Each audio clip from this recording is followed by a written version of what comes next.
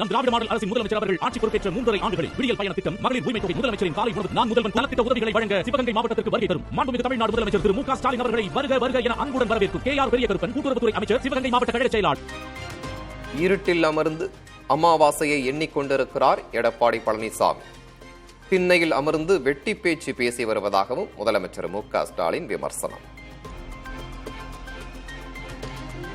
திமுக ஆட்சிக்கு 13 அமாவாசை தான் இருக்குன்னு என்று சொல்லி கேலண்டரை கிழிச்சுக்கிட்டு இருக்கிற போறோம். அதான் இன்றைக்கு அவருடைய வேலை. இப்போ அவர் இருட்டில் உட்கார்ந்து அமாவாசை எண்ணிக்கிட்டு இருக்காரு. இருக்கட்டும், பரவாயில்ல. நாம் மக்களுக்கான நன்மைகளை எண்ணி திட்டங்களை செயல்படுத்துவோம். திண்ணையில உட்கார்ந்து கொண்டு வெட்டி பேச்சு பேசுற மாதிரி வாய்க்கு வந்தபடி எதிர்கட்சி தலைவர் பேசலாமா?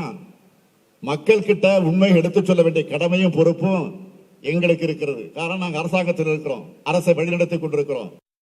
நம் திராவிட மாடல் அரசின் முதலமைச்சர் அவர்கள் ஆட்சி பொறுப்பேற்ற 3.5 ஆண்டுகளில் விடியல் பயண திட்டம், மகளிர் உரிமை தொகை, முதலமைச்சரின் காலை உணவு, நான் முதல்வன் நலத்திட்ட உதவிகளை வழங்க சிவகங்கை மாவட்டத்திற்கு வருகை தரும் மாண்புமிகு தமிழ்நாடு முதலமைச்சர் திரு மு.க. ஸ்டாலின் அவர்களை வருக வருக என அன்புடன் வரவேற்கும் கே.ஆர். பெரியகருப்பன், கூட்டுறவுத்துறை அமைச்சர், சிவகங்கை மாவட்ட கழக செயலாளர்.